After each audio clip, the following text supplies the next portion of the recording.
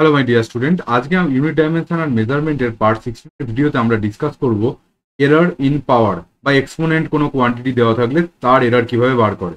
শুরু করা যাক ভিডিওটা। ফার্স্ট বলছে, ধর একটা দেওয়া আছে x equals to a to the power n divided by p to the power M.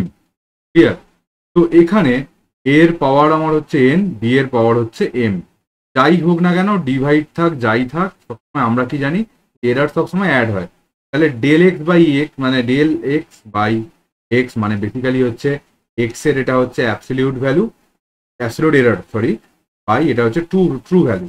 ঠিক আছে, ইকুয়ালস টু আমি কি জানি, যদি শুধু এ আর বি দেওয়া থাকতো তাহলে এটা এক্সপোনেন্ট গুলো কি হয় সামনের দিকে জাস্ট মাল্টিপ্লাই হয়ে যায়। ক্লিয়ার?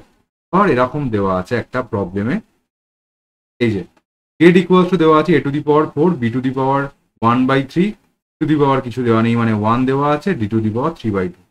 তাহলে আমি পার্সেন্টেজ এরর ইন জেড কি বলবো না, জেড এর রিলেটিভ এরর ইন্টু 100%। এবার জেড এর রিলেটিভ এরর বার করতে গিয়ে আমাকে কি করতে হবে না, জেডটা কার কার উপর ডিপেন্ড করছে না, এ বি সি ডি।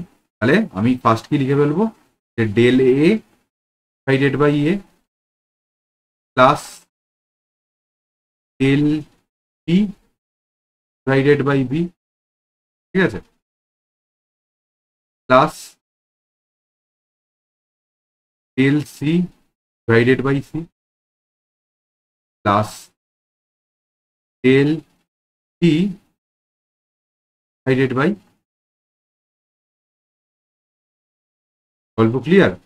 এবার কি আছে, এটাকে পুরো লেখা হলো না, এর পাওয়ার এ এর পাওয়ার 4 আছে, পাওয়ারটা জাস্ট আগে চলে আসে, বি এর পাওয়ার 1/3 তাহলে বি এর পাওয়ারটাও আগে চলে আসবে, সি এর পাওয়ার 1 তাহলে 1 মানে লেখার দরকার নেই, ডি এর পাওয়ার হচ্ছে d/2 লিখে ফেললাম। এবার এটা তো আমার ডেল জেড বাই জেডটা বেরিয়ে গেল। ঠিক আছে, এবার 100% আছে, তাহলে সবার সঙ্গে 100% মাল্টিপ্লাই করে দিলে কি হবে, এইটার সঙ্গে 100% মাল্টিপ্লাই করবো। ঠিক আছে, এইটার সঙ্গে আমি 100% মাল্টিপ্লাই করবো,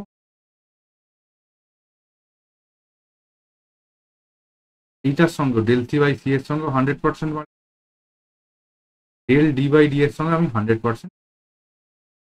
এবার আমাকে বলবি না, এই যে এই যে এটা তো 4টা থাকছে, del a by a into 100% কত না, এর এ মেজার করতে গিয়ে আমার বলে দিয়েছে পার্সেন্টেজ এর কত 4%, ই মেজার করতে গিয়ে কত বলে দিয়েছে 2%, ই মেজার করতে গিয়ে কত বলে দিয়েছে 3%, আর ডি মেজার করতে গিয়ে বলে দিয়েছে আমার হচ্ছে 1%। খুব ভালো কথা। তাহলে 4 ইন্টু এ মেজার করতে গিয়ে কত না 4%, তাহলে 4% প্লাস 1/3, বি মেজার করতে গিয়ে কত 2%, এইটা 2% ফেলবো।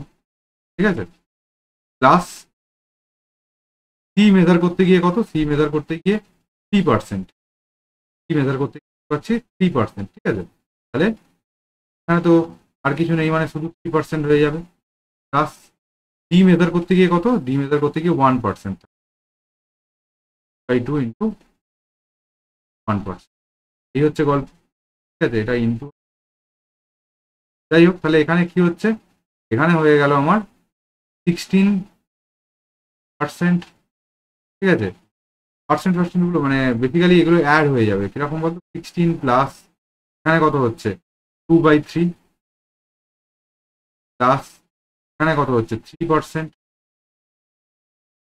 পার্সেন্টটা পরে দেখবো, প্লাস এখানে হচ্ছে 1.5 মানে 1 প্লাস 0.5। ঠিক আছে, এত পার্সেন্ট।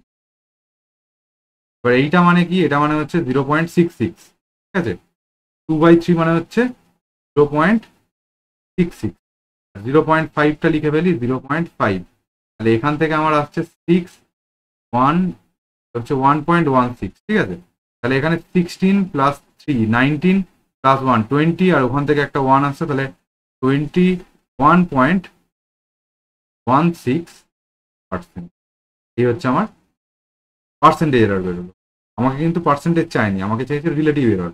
তাহলে রিলেটিভ এরর পার্সেন্টেজ এরর যা বেরিয়েছে, এই যে 21.16 পার্সেন্টটা লিখবো না, সেটাকে 100 দিয়ে ডিভাইড করলেই পেয়ে যাবো, কারণ 100 দিয়ে মাল্টিপ্লাই করে তো আমি পেয়েছি এটা। তাহলে আমার কত আসবে, আসবে হচ্ছে 0.2116। এই হচ্ছে আমার রিলেটিভ। ঠিক আছে, বুঝতে পেরেছি আশা করি। আজকে সব কিছু এরকম জাস্ট পাওয়ারগুলো আগে চলে আসে, এরকম ভাবে করবি। একটু বন্ধু বান্ধবদের মধ্যে ভিডিওগুলো শেয়ার কর। আজকের মতো টাটা। নেক্সট দিন আবার একটা নতুন টপিক নিয়ে দেখা হচ্ছে। মন দিয়ে পড়াশোনা।